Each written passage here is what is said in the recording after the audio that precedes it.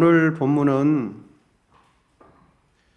하나님의 말씀을 지키지 않고 죄를 범한 솔로몬의 환경, 삶의 상황이 어떻게 바뀌었는지를 기록해 주고 있습니다. 어제까지는 솔로몬 왕에 대한 타락의 형태와 실상에 대해서 나누었습니다. 그런데 오늘 본문은 범죄한 솔로몬이 범죄한 이후에 그의 삶의 환경이 어떻게 바뀌었는지를 기록해 주고 있습니다. 그러니까 범죄한 솔로몬과 솔로몬의 삶의 환경은 연관성이 전혀 없지 않다, 연관성이 있다는 것을 성경은 가르쳐 주고 있습니다.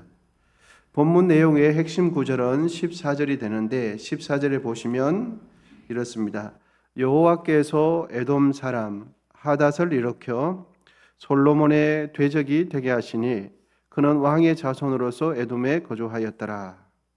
14절에서 주목해야 할 단어는 솔로몬의 대적이 되게 하시니 이런 표현이 있습니다. 이 대적이 되게 하시니라는 이 구절에 보다 정확한 표현은 이렇습니다.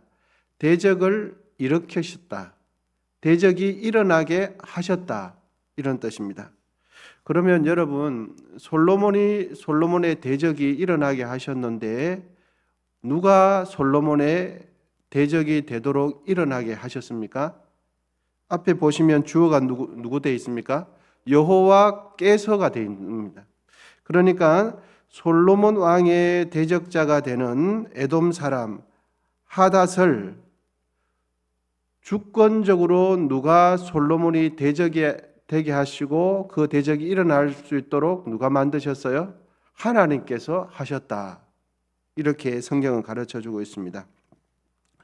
그러면 하나님께서는 왜 무엇 때문에 솔로몬의 대적자가 일어나도록 하셨을까 하는 것입니다. 그 이유가 뭘까 하는 겁니다. 우리가 가지고 있는 성경에는 14절 시작을 보시면 바로 여호와께서라고 시작하시지만 원문의 충실한 표현을 보면 이렇게 되어 있습니다.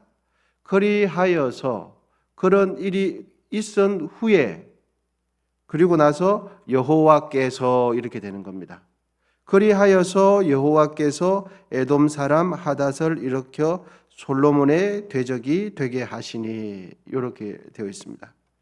그러니까 14절은 솔로몬의 타락이 되는 원인이 있었고 그 결과로서 하닷이 솔로몬의 대적자가 되도록 하나님께서 대적자를 일으키셨다. 이렇게 되는 것입니다. 그러니까 솔로몬의 대적자가 우연히 일어난 것이 아니라 여호와께서 보시기에 악을 행하였기 때문에 하나님께서 에돔 사람 하닷이 솔로몬을 대적하도록 그렇게 일으키셨다. 이렇게 되는 겁니다.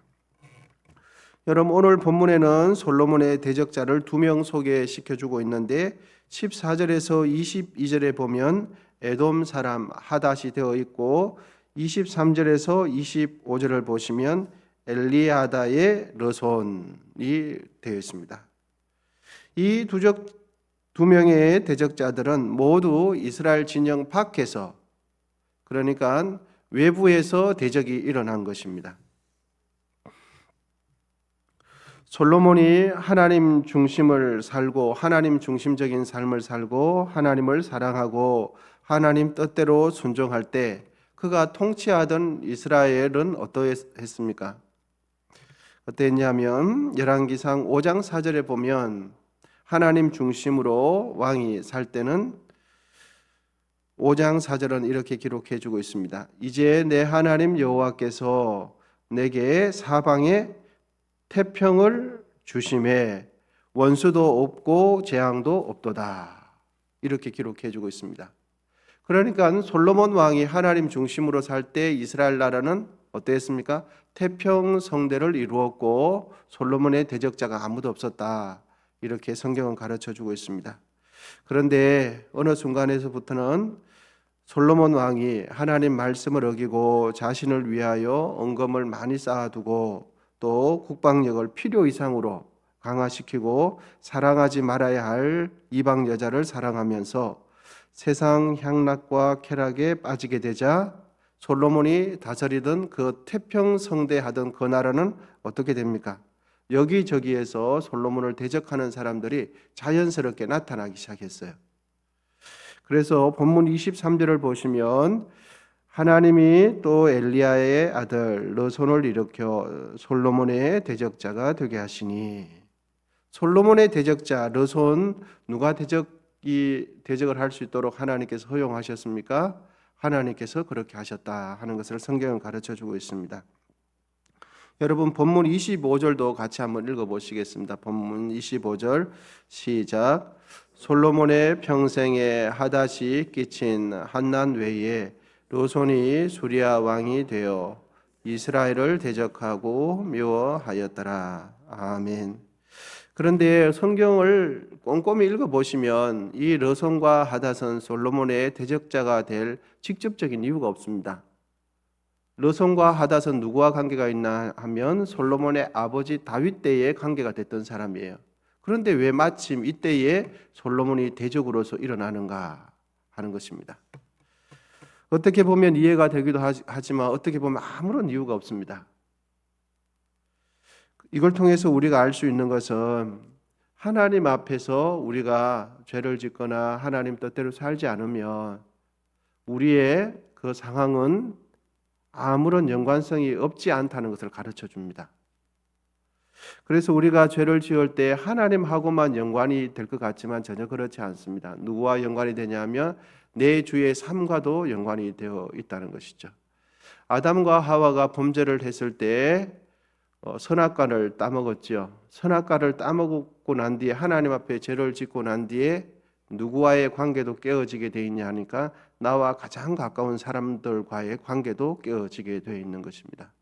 죄라는 것은 하나님과 연관이 되어 있지만 그 죄가 하나님하고만 관계되지 않고 그 죄가 내 삶을 이렇게 힘들게 만들어 간다는 사실입니다. 아담과 하와가 범죄한 이후에 땅에서는 뭐가 나기 시작했습니까? 가시와 엉겅퀴가 나기 시작한 겁니다. 그러니까 오늘 본문 속에서도 어찌 보면 솔로몬과 아무런 연관성이 없고 솔로몬의 대적자가 될 필요가 없는 사람들이 솔로몬이 범죄 이후에 자꾸만 그 대적자가 나타나기 시작한 게 어려워지는 겁니다.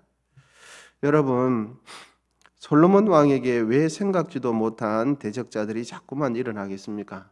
그것은 솔로몬 왕이 하나님을 떠나고 사랑해야 할 하나님을 사랑하지 않고 죄를 자꾸 추구하기 때문에 그 죄가 자꾸만 주위에서 역사하기 시작하는 거죠.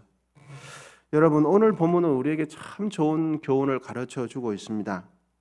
하나님과의 관계가 깨어지면 누구와의 관계도 시간이 지나면 지날수록 어려워지겠습니까? 맞습니다. 하나님하고만 내가 죄를 짓기 때문에 연관되는 것이 아니라 내 주위 사람들과 자꾸만 관계가 어려워지게 돼 있어요. 내가 최선을 다해서 해주는데도 어딘가 모르게 자꾸만 오해가 있고 갈등이 자꾸만 일어나요. 그리고 은혜가 있을 때는, 충만할 때는 부부 사이가 이상하리만큼 이상이 좋아져요. 그런데 은혜가 떨어지면 별것도 아닌데 자꾸만 힘들어지게 되는 것이죠. 오늘 본문이 딱 그렇습니다. 솔로몬 왕이 솔로몬의 대적자 르손과 하닷하고 직접적인 관계가 없어요. 그런데 하나님께서는 솔로몬이 범죄한 이후에 하나님께서는 르손과 하닷이 대적자가 되도록 일으키셨다를 확인시켜 주고 있습니다. 그러므로 우리의 인생에 참 평안을 누리고 행복한 삶을 누리는 것은 하나님 관계가 참 중요하겠습니다. 하나님의 관계는 하나님과 관계가만 되는 것이 아니라 모든 영역에서 연관이 되는 거예요. 본문의 솔로몬 왕 어떻습니까? 하닷과 르손이 솔로몬 왕의 대적자가 된 이유를 본문은 솔로몬 왕이 하나님의 말씀을 버리고 죄악을 행하였으므로 그들이 솔로몬의 대적자가 되게 하셨다고 하나님께서 허용하셨다 이렇게 가르쳐 주고 있습니다. 여러분, 하나님 관계가 바로 될 때는 하나님과 관계만 바로 되는 것이 아니라 자연스럽게 내 주위에 가까이 있는 이웃과도 관계가 아름답게 되어 있습니다. 그런데 하나님을 멀리 떠나고 하나님 뜻대로 살지 않으면 왠지 모르게 주위 사람들과의 관계가 어려워지게 되는 것이죠. 왜 그렇습니까? 하나님께서 모든 관계까지, 주위의 삶까지, 사람 만나고 그 관계까지 하나님께서 누가 해주십니까? 하나님께서 역사해 주시는 것이죠. 그래서 잠언 말씀에 보면 하나님을 기쁘시게 하면 누구와도 관계가 바로 되냐면 원수와도 관계가 바로 되게 돼 있어요. 예. 분명히 저분하고도 원수 같은 관계인데 내가 하나님 앞에 바로 하면 하나님께서 그분과도 친구가 되도록 만들어 주시는 거예요. 그래서 우리 모두는 우리의 삶 속에서 정말 하나님 중심으로 살게 되어지고 하나님의 그 관계가 모든 영역에서 다 미치게 된다는 것입니다. 그래서 하나님과의 관계가 바로 되지 않을 때는 부부 관계에서도 어려워지고 또 자녀와의 관계도 어려워지고 또 가까이 있는 이웃과의 관계도 어려워지고 또 사업도 어려워지게 된다는 것이죠. 그러면서 우리 모두는 오늘 본문을 통하여 솔로몬이 왜 그렇게 어려워졌는가를 확인해 볼 수가 있겠습니다. 우리의 삶의 만족과 행복은 모두 하나님의 주권 아래에 있습니다. 복 받는 것도 하나님께서 복을 주셔야 복을 받고 이웃과의 관계도 좋은 사람 만나게 되는 것, 사람 만나게 되는 것도 하나님의 주권 아래에 있는 것 아니겠습니까? 그러므로 우리 모두는 오늘 한 날도 하나님의 중심으로 아름답게 살게 되시고 행복하고 의미 있는 날 되시기를 주의 이름으로 축복합니다. 기도하겠습니다. 하나님 아버지 감사합니다. 오늘은 솔로몬의 대적자가 어떻게 해서 일어나게 되었는지 본문을 통해서 확인하고 살펴보았습니다. 하나님께서 우리의 모든 삶을 인도하시고 주관하신다는 것을 다시 한번 깨닫게 됩니다. 오늘도 주님께서 역사해 주시고 함께해 주시옵소서. 또한 정성껏 애물 드린 손길 가운데 함께 하시고 이 나라 민족과 또 안보 가운데 주님 함께하여 주시옵소서.